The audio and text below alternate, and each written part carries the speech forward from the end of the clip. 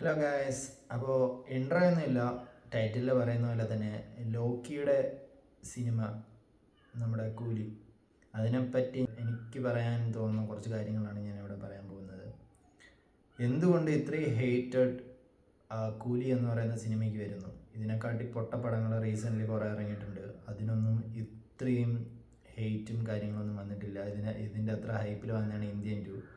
എനിക്ക് തോന്നുന്നത് ഒന്ന് രണ്ട് ദിവസം കഴിഞ്ഞപ്പോൾ തന്നെ അതങ്ങ് അണഞ്ഞു പോയി. ബ്രഹ്മാണ്ഡ സംവിധായകൻ ശങ്കറിൻ്റെ നല്ല അടിപൊളി പടമായിരുന്നു ഇന്ത്യൻ ടു. അപ്പോൾ അതൊക്കെ ഒരു രീതിയിൽ അങ്ങ് തേഞ്ഞു മാഞ്ഞു പോയി. പക്ഷെ എന്തുകൊണ്ട് ലോകേഷ് കനകരാജ് പുള്ളിക്കാരന് മാത്രം ഇത്രയും ഹേറ്റഡ് വരുന്നു? ഈവൻ ദോ വരുന്നത് കുറേ പേരിന്ന് വരുന്നുണ്ട്. എന്തുകൊണ്ടാണെന്ന് നമുക്ക് നോക്കാം. ലോകേഷിൻ്റെ കരിയറിലെ തന്നെ ചലച്ചിത്രങ്ങൾ എടുത്തു പോയി കഴിഞ്ഞാൽ എല്ലാത്തിനും അത്യാവശ്യം നല്ല ഹൈപ്പുള്ള സിനിമയായിരുന്നു. കൈദിക്ക് ശേഷം ഇറങ്ങിയിട്ടുള്ള എല്ലാ മൂവീസും ഭയങ്കര ഹൈപ്പോട് കൂടി ഇറങ്ങിയതായിരുന്നു. ഓരോ സിനിമ കഴിയും തോറും ഹൈപ്പ് കൂടുന്നതല്ലാണ്ട് ഒരു രീതിയിലും കുറയുന്നില്ല. സ്വാഭാവികമായിട്ട് ബാക്കിയുള്ളവർക്ക് എന്തായാലും അസൂയ ഉണ്ടാവും. നമ്മളെല്ലാവരും ഹ്യൂമൻസാണ്. ബാക്കി ഒരാൾ രക്ഷപ്പെടുന്ന കാണാൻ ആർക്കും അങ്ങനെ ഇഷ്ടപ്പെടത്തില്ല. അതായിരുന്നു ഇവിടെ ലോകേഷിനും പറ്റിയിട്ടുള്ളത്. ലോകേഷ് ഇതുവരെ ചെയ്തിട്ടുള്ള സിനിമകളിൽ ഏറ്റവും വേഴ്സ്റ്റ് ആയിട്ടുള്ള മൂവിയാണ് കൂലി. പക്ഷേ എന്നിരുന്നാൽ കൂടി രജനീകാന്തിൻ്റെ വെച്ച് നോക്കുമ്പോൾ കുറച്ച് ബെറ്റർ ആയിട്ടുള്ള ഒരു മൂവിയാണ് കൂലി എന്ന് പറയുന്നത്. രജനീകാന്ത് ഫാൻസിന് അതുകൊണ്ടാണ് ചിലയിടങ്ങളിൽ മിക്സഡ് റിവ്യൂസും വരുന്നത്. കാരണം രജനീകാന്ത് ഫാൻസ് സാറ്റിസ്ഫൈഡ് ആണ്.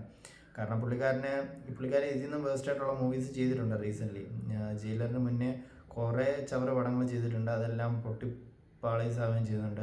എനിക്ക് തോന്നുന്നു പേട്ട മാത്രമാണ് അതിന് മുമ്പ് ഹിറ്റായിട്ടുണ്ടായിരുന്നു. അണ്ണാത്തെയൊക്കെ ഭയങ്കര ബോറ് മൂവി കണക്കായിരുന്നു. അതേപോലെ തന്നെ രജനീകാന്തിൻ്റെ ഒരു പീക്ക് ടൈം, അതായത് ജയിലർ ഇറങ്ങി കഴിഞ്ഞതിന് ശേഷം ഇറങ്ങുന്ന ഈ മൂവി എന്തായാലും ലോകേഷുമായിട്ട് വളരെ നന്നായിട്ട് കോർഡിനേറ്റ് ചെയ്ത് പോകാനായിരുന്നു പ്ലാന്. ലോകേഷിൻ്റെ ഒരു ഇൻ്റർവ്യൂവിൽ പറയുന്നുണ്ട്, പുള്ളിക്കാരൻ ഒരു കഥയായിട്ട് ചെന്നിട്ടുണ്ടായിരുന്നു. ആ കഥയാണ് സ്റ്റാർട്ടിങ്ങിൽ എല്ലാം പുള്ളിക്കാരൻ 2 വർഷം സമയം എഴുതിയിരുന്ന ഒരു സ്ക്രിപ്റ്റ് ആയിരുന്നു. പക്ഷേ അതിൽ കുറേ ചേഞ്ചസ് ചെയ്തിട്ടുണ്ട് എന്ന് ലോകേഷ് പറഞ്ഞിട്ടുണ്ടായിരുന്നു. ആ ചേഞ്ചസ് ആര് പറഞ്ഞിട്ടാണ് ചെയ്തതെന്ന് പുള്ളിക്കാരൻ പറഞ്ഞില്ലെന്നാണ് എൻ്റെ ഓർമ്മ. എനിക്ക് തോന്നുന്നത്, ഈ സിനിമ സ്പോയിലറുണ്ട്, ഈ സിനിമ കണ്ടിട്ടുള്ള എല്ലാവർക്കും മനസ്സിലാവും, ഇതിൽ കുറേ ജയിലറിൻ്റെ കൂടി ചേർക്കാൻ വേണ്ടി കുറേ ശ്രമങ്ങൾ നടത്തിയിട്ടുണ്ട്. അതുകൊണ്ടാണ് ഇതേപോലെ ഗസ്റ്റ് സൂപ്പർ സ്റ്റാർസിനെ കൊണ്ടുവന്ന് ചേർത്തിട്ടുള്ളത്. അതെല്ലാം ഈ മൂവിയുടെ പരാജയത്തിന് ഒരു കാരണമായിട്ടുണ്ട്. അതേപോലെ തന്നെ നെൽസൺ പണിയതുപോലെ പണ്ണാനുള്ള ഒരു പരിപാടിയാണ് എനിക്ക് തോന്നുന്നതെന്ന് വെച്ച് കഴിഞ്ഞാൽ രജനീകാന്ത് തന്നെ ലോകേഷിനോട് സജസ്റ്റ് ചെയ്തതായിരിക്കും, ഇവരിവിടെ വന്നു കഴിഞ്ഞാൽ നമുക്ക് ഈ ഒരു ഇൻഡസ്ട്രിയിലെ കൂടെ കുറച്ചുകൂടെ ഒരു ഇത് കൊണ്ടുവരാം. അതേപോലെ തന്നെ ബോളിവുഡിൽ നിന്ന് ഒരാളെ കൊണ്ടുവന്നു കഴിഞ്ഞാൽ അവിടെ നിന്ന് കുറച്ചുകൂടെ നമുക്ക് പബ്ലിസിറ്റിയും കാര്യങ്ങളൊക്കെ കിട്ടും എന്ന് രജനീകാന്ത് പറഞ്ഞ് ചെയ്യിപ്പിച്ചതായിട്ടാണ് എനിക്ക് ഫീൽ ചെയ്യുന്നത്. പക്ഷേ എന്നിരുന്നാൽ കൂടെ അങ്ങനെ ഒരിക്കലും ലോകേഷ് ചെയ്യാൻ പാടില്ലായിരുന്നു. അത് പുള്ളിക്കാരുടെ തെറ്റ്. അതേപോലെ തന്നെ സ്ക്രീൻ പ്ലേയിൽ ഒരുപാട് ഫോൾസ് ഉണ്ടായിരുന്നു. സൗബിൻ്റെ കാര്യം എടുത്ത് പറയുകയാണെങ്കിലും മരിച്ചിട്ട് എണീക്കുന്നതൊക്കെ അതിനൊരു റീസണബിൾ ശ്രുതിഹാസൻ പറയുന്നുണ്ട്. പക്ഷേ അതിനുശേഷം കയ്യിലും കഴുത്തിലും ലോക്ക് ഇട്ടിട്ട് ഒരു കാറിനെ ഓവർടേക്ക് ചെയ്ത് 5 പേരെ അടിച്ച് റെഡിയാക്കുന്നു എന്നൊക്കെ പറയുന്നത്, അത് സൗബിൻ്റെ ആ ഒരു ഫിസിക്ക് വെച്ചിട്ട് നമുക്ക് നോക്കുമ്പോൾ ഒട്ടും ദഹിക്കത്തില്ല. അപ്പോൾ അതും ഈ മൂവിയുടെ ചെറിയൊരു പാളിച്ചായിട്ട് തോന്നിയിട്ടുണ്ട്. ഈ സിനിമയിൽ രജനീകാന്ത് എന്ന് പറയുന്നത് കൂലിയുടെ ഒരു നേതാവാണ്. അപ്പോൾ കൂലിയുടെ ഒരു നേതാവ് എങ്ങനെയാണ് ഇത്രയും പവറുള്ള ഒരു മനുഷ്യനാവുന്നത്? ലോജിക്കലി എനിക്ക് ഒട്ടും യോജിക്കാൻ പറ്റിയിട്ടുണ്ടായിരുന്നില്ല. പക്ഷേ എന്നിരുന്നാൽ കൂടി ഇത്രയും ഹേറ്റ് വരേണ്ട കാര്യമൊന്നുമില്ല. ഒരു ആവറേജ് മൂവി എന്നാണെങ്കിൽ നമുക്ക് ബിലോ ആവറേജ് മൂവിയാണെന്നെങ്കിൽ പറയാം.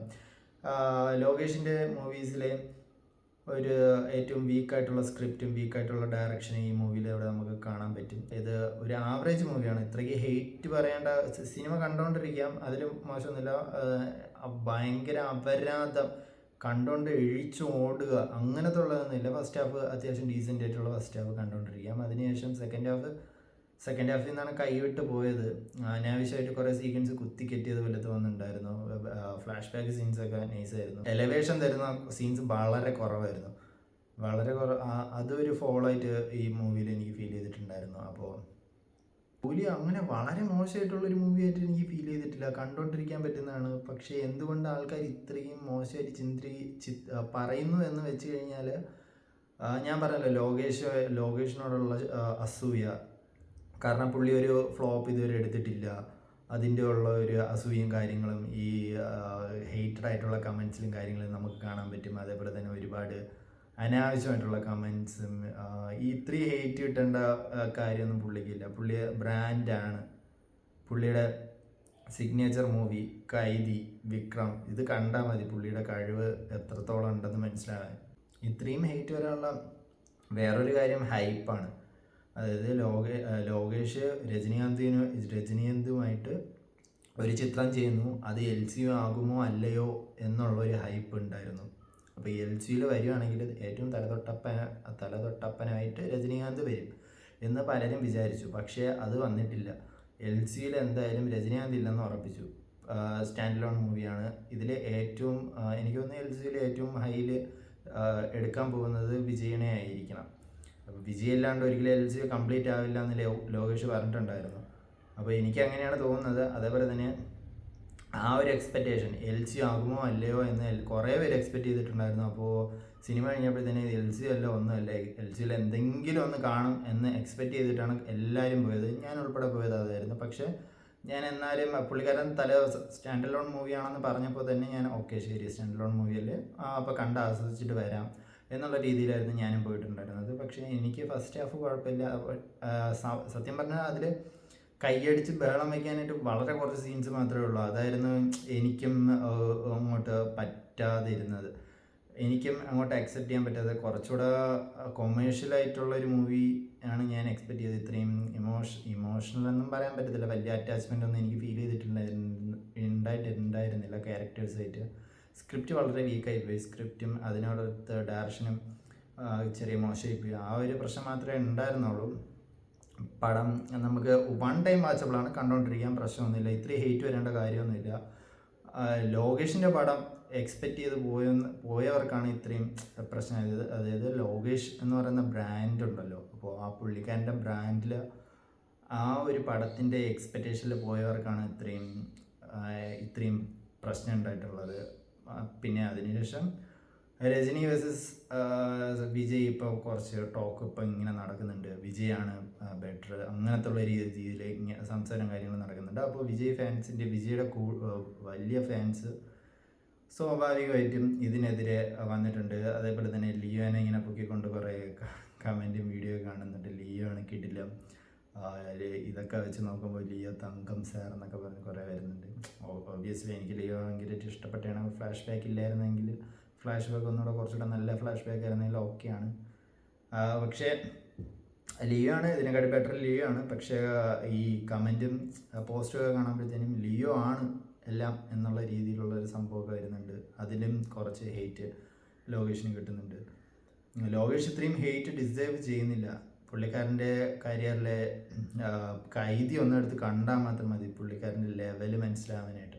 എനിക്ക് തോന്നുന്നത് ലൈനപ്പ് കൂടുമ്പോഴത്തേനും അതേപോലെ തന്നെ പ്രഷറും കാര്യങ്ങളും കാരണമായിരിക്കും പുള്ളിക്കാരന് എന്ത് ചെയ്താലും സാറ്റിസ്ഫൈ ആവാതെ അങ്ങോട്ടും ഇങ്ങോട്ട് പോകുന്നത്. അതേപോലെ തന്നെ സ്റ്റാർ വാല്യൂ കാരണം കുറച്ച് അഡ്ജസ്റ്റ്മെൻറ്റ് ചെയ്യേണ്ടി വരുന്നത്. അത് എനിക്ക് തോന്നുന്നത് ഞാൻ നേരത്തെ പറഞ്ഞ പോലെ തന്നെ ജയിലറിലെ ആ സീക്വൻസ് മോഹൻലാലിനെ കൊണ്ടുവന്നതുപോലെ കൊണ്ടുവരാൻ വേണ്ടി നോക്കിയതായിരുന്നു. പക്ഷേ GTP കുഴപ്പമില്ല, പുള്ളിക്കാരൻ ഇതിൽ നിന്ന് പഠിക്കുമെന്ന് തോന്നുന്നു. കാരണം ലിയോയുടെ ഏറ്റവും മിസ്റ്റേക്ക് എന്ന് പറയുന്നത് ഫ്ലാഷ് ബാക്ക് ആയിരുന്നു. ഇതിൽ നല്ല വൃത്തിയായിട്ട് ഫ്ലാഷ് ബാക്ക് എടുത്തിട്ടുണ്ട്, പക്ഷേ ബാക്കിയെല്ലാം മുജിപ്പോയി.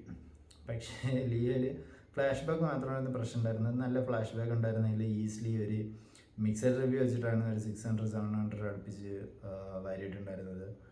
നല്ലൊരു പോസിറ്റീവ് റിവ്യൂ വന്നിട്ടുണ്ടായിരുന്നെങ്കിൽ നല്ലൊരു വിജയുടെ ഫുൾ പൊട്ടൻഷ്യൽ അറിയാൻ പറ്റുന്ന ഒരു മൂവിയായിരുന്നു ലിയോ. കാരണം ലോകേഷായിട്ട് വരുന്നുണ്ടായിരുന്നത്. ഇനി നമുക്ക് നോക്കാം ലിയോ 2 അങ്ങനെ വല്ലതും വരുന്നുണ്ടോ എന്ന്. പിന്നെ വേറൊരു കാര്യം പറയാനുള്ളതെന്ന് വെച്ച് കഴിഞ്ഞാൽ രജനീകാന്തിൻ്റെ ഫാൻസൊക്കെ ഇങ്ങനെ പറയുന്നുണ്ട് രജനീകാന്ത് ഉള്ളത് കൊണ്ടാണ് ഇത്രയും ഹൈപ്പ്. ഒബ്വിയസ്ലി. പക്ഷേ എന്നിരുന്നാൽ കൂടി 50% ലോകേഷിൻ്റെ കൂടെ ഹൈപ്പാണ് ഈ മൂവിയിൽ വന്നിട്ടുണ്ടായിരുന്നത്. കാരണം എന്തെങ്കിലും ഡൗട്ട് ഉണ്ടെങ്കിൽ കൈദി 2 വരെ വെയിറ്റ് ചെയ്യുക. കൈദി 2-ൽ ഹൈപ്പ് എന്താണെന്ന് അപ്പോൾ അറിയാം. എല്ലാവർക്കും നന്ദി. ഇനി അടുത്ത വീഡിയോയിൽ പിന്നെയും കാണാം.